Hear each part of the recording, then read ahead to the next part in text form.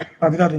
राधे राधे महाराज जी। महाराज जी, क्या मेरी तड़प ही गुरुदेव को खींच लाएगी या मुझे कोई विशेष नियम अपनाना पड़ेगा? क्या किसी संत के आकर्षण जो महसूस होता है तो ये संकेत है? नाम जप। संत का आकर्षण मतलब भगवान की कृपा। अब मोहि भा भरोस हनुमंता, बिनु हरि कृपा मिले नहीं संता। पर इसका लाभ तभी ले सकते हो जब नाम जप करोगे। खूब नाम जप करोगे तो संत भगवंत एक ही हैं। भक्ति भक्त भगवंत गुरु चतुर नाम बपु एक। ये चार कहने को अलग अलग हैं लेकिन एक ही है। जब नाम जप करोगे तो गुरु कृपा हो जाएगी, संत कृपा हो जाएगी, भगवंत कृपा, सब। नाम जप करो, खूब डट के नाम जप करो। जिस पर भगवान की कृपा हो जाती है उस पर सब पर कृपा, सबकी कृपा हो जाती है। जामवंत कहा सुनु रघुराया, जा पर नाथ करहु तुम दाया। ताहि सदा शुभ कुशल निरंतर, सुर नर मुनि प्रसन्नता ऊपर। सोई विजयी विनयी गुण सागर, तासु सुजस त्रैलोक उजागर। जा पर नाथ करो तुम दाया। हे हरि, हे रघुनाथ जी, जिस पर आप कृपा करते हो तो सुर नर मुनि प्रसन्नता ऊपर, सब उस पर प्रसन्न हो जाते। सोई विजयी विनयी गुण सागर, वो विजयी हो जाता है, वो विनय संपन्न होता है, उसके अंदर सारे भागवतिक सद्गुण आ जाते हैं जिस पर भगवान की कृपा। तो भगवान की कृपा प्राप्त करने के लिए, गुरु कृपा प्राप्त करने के लिए खूब नाम जप करो। बिना भजन के कुछ नहीं, बिना भजन के कुछ नहीं। कुछ भी कर लो, भजन नहीं है तो कुछ नहीं, केवल ज्ञान बघारते रहो। भजन से ही स्थिति आती है। शास्त्र स्वाध्याय सत्संग ये सब भजन में लगाते हैं। अगर भजन ना हो तो ये सब केवल बाहरी बातें हो जाएंगी। पढ़कर दूसरे को सुना दिया, सुनकर दूसरे को सुना दिया, लेकिन हृदय शांति या निर्विकारता को प्राप्त नहीं होगा। वो भजन से होगा। खूब भजन करो। कृष्णा जी। राधे राधे महाराज जी। महाराज जी, साधु संतों से सुना है कि जन्म जन्म साधना के बाद भी भगवान को पाना बहुत कठिन है, किंतु मैंने आपकी वाणी से सुना है कि गुरु आज्ञा पे चलने पे ऐसी बात नहीं है। आपकी चाल कैसी है?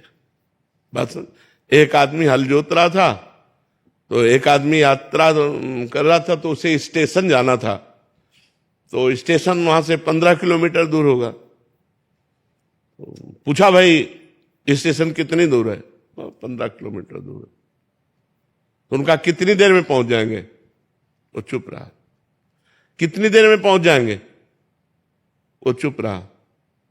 अब उसने दौड़ लगाई कि जो बोल ही नहीं रहा है, हमें 15 किलोमीटर जाना है, तो उसने समय घोषित कर दिया। आप 1.5 घंटा में पहुंच जाएंगे, आप 2 घंटा। चाल देख ली ना। बोले अब क्यों बोला? बोले तुम्हारी चाल देख ली। तो यदि तुम्हारी चाल है जन्म जन्मांतर वाली तो भगवान जन्म जन्मांतर में मिलेंगे। तुम्हारी चाल है इसी जन्म में मिलने वाली तो इसी जन्म में मिल जाएंगे। तुम्हारी चाल हो जाए इसी क्षण में मिलने वाली तो इसी क्षण में भगवान मिल जाएंगे। हमारी चाल क्या है? हमारी चाल क्या है भगवान के प्रति? हमारा समर्पण क्या है भगवान के प्रति? इसके लिए जन्म जन्मांतर की जरूरत नहीं, इसके लिए व्याकुलता की जरूरत है। यदि एक दृष्टांत में आता है, एक संत बरगद के नीचे भजन कर रहे थे और एक पीपल के नीचे भजन कर रहे थे। नारद जी वहां से निकले तो बरगद के नीचे संत जो भजन कर रहे थे उन्होंने दंडवत किया और कहा, आप तो भगवान के पास आते जाते हैं, कभी हमारी चर्चा चलाना और पूछना कि हमें भगवान कब मिलेंगे।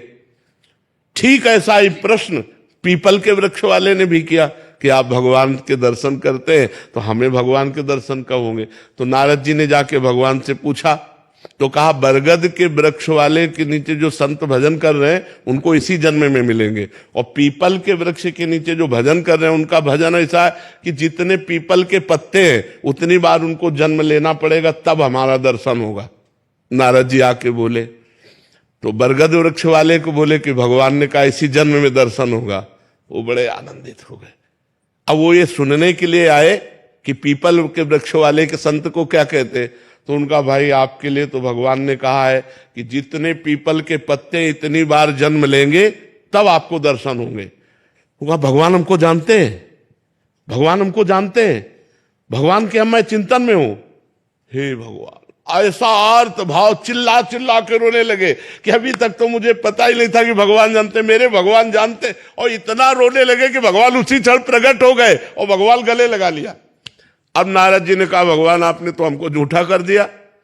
आपने कहा था कि जितने पीपल के पत्ते इतना जन्म लेगा, तब बोले जैसी साधना कर रहा था तो ये व्याकुलता आने के लिए उसको इतने जन्म लगते, लेकिन वो भाव में डूबकर इतना व्याकुल हो गया कि जो इतने जन्मों में भजन पूरा होने वाला था वो अभी पूरा हो गया। तो हमारी चाल क्या है? भगवत प्राप्ति में विलंब नहीं है, हमारी चाल में, हमारी व्याकुलता में, हमारी लालसा में हम भगवान को कितना प्यार करते हैं, भगवान के लिए कितना तड़पते हैं, बस ये खास बात है। शैली जी पंजाब से। राधे राधे महाराज जी। राधे राधे महाराज जी। जहां से महाराज जी जब लौट के जाती हूँ तो मन बहुत विचलित हो जाता है, वृंदावन की पल पल याद आती है। एकांत में नाम जपने बैठती हूँ तो यहीं की कुंज गलियां, आपके दर्शन, श्री जी का महल, बिहारी जी के दर्शन, परिक्रमा, अहो ये सब होते भाग्य है, रहते हैं। धन्य भाग्य है। वृंदावन को चिंतवन यह दीप उर्बार, कोटि जन्म के अग तमय काट करे उजियार। जो वृंदावन की गलियों का, बिहारी जी का, वृंदावन का, यमुना जी का, संतों का चिंतन करता है, करोड़ों जन्मों के पाप नष्ट होकर उसके हृदय में प्रेम प्रकाशित हो जाता है। ये तो बहुत अच्छी बात है। वृंदावन में रहकर दिल्ली कलकत्ता का चिंतन हो तो दुर्भाग्य है, और दिल्ली कलकत्ता में रहकर वृंदावन का चिंतन हो तो सौभाग्य है। बड़ा सौभाग्य है कि आप बाहर रह करके भी प्रिया प्रीतम की इस राजधानी का चिंतन करते, परम धाम वृंदावन का चिंतन करते, ये सौभाग्य है।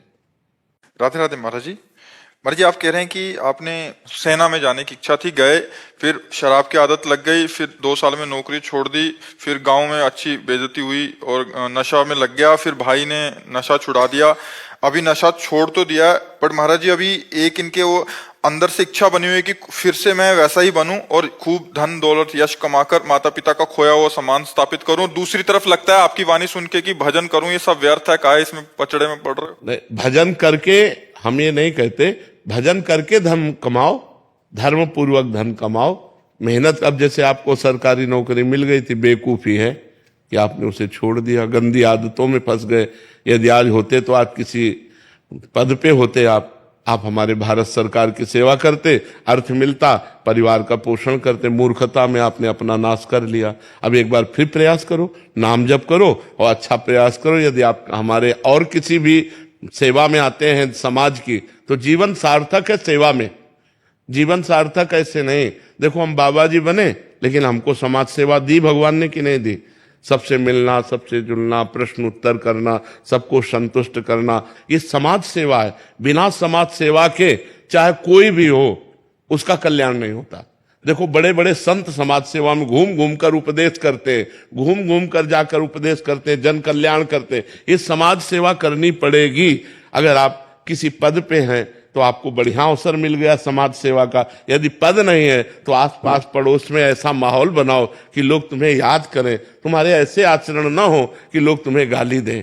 ऐसे आप शराब पियोगे, उद्दंडता करोगे तो लोग क्या कहेंगे? तो ये सब गंदी बातें छोड़ो और नाम जप करो और अच्छे बनने की चेष्टा करो। जैसे समाज सेवा में आपका योगदान हो वैसा बनो। बिना समाज सेवा के, बिना परोपकार के कल्याण नहीं होता। परोपकार अत्यंत आवश्यक है, समाज सेवा अत्यंत आवश्यक है। जैसे कोई पुलिस में है, कोई कहीं है, तो समाज सेवा का बहुत बढ़िया अवसर है।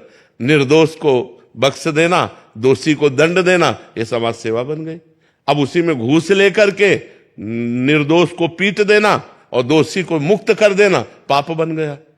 तो हमें लगता है अपने अपने पद के अनुसार यदि हम धर्म के अनुसार चले तो समाज सेवा बन जाए, और समाज सेवा भगवान की सेवा है। समाज सेवा साक्षात भगवान की सेवा है। जी आजकल बहुतायत मतलब 99% ऐसा हो रहा है कि अपने सुख या अपने परिवार को भौतिक सुखों से युक्त करके बस जीवन व्यतीत कभी हो नहीं जाए। कर सकते। पक्का देख लो, जितने घूस लेने वाले बड़े स्तर के हैं उनके लड़के शराबी, बेईमान, गुंडा टाइप के, जो घूस लेंगे, ज्यादा उद्दंडता करेंगे, निर्दोष को दंड देंगे, तो जब हमारे मालिक का हिसाब किताब आएगा ना तो ऐसी तैसी हो जाएगी। न पत्नी सही रहेगी, न पुत्र सही रहेगा, न धन संपत्ति काम में आएगी।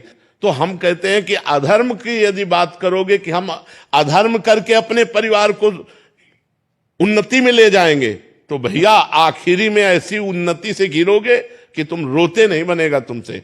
तो इसीलिए कहते हैं धर्म से चलो, दूसरों को सुख पहुंचाओ, तो तुम्हारे परिवार को अपने आप सुख पहुंचेगा। और दूसरों के परिवार को उजाड़ कर अपने परिवार को सुखी करना चाहोगे, ऐसा कभी नहीं हुआ, कभी नहीं हो सकता। ये धर्म है, ईश्वर है, वो देख रहा है, सबका मालिक देख रहा है।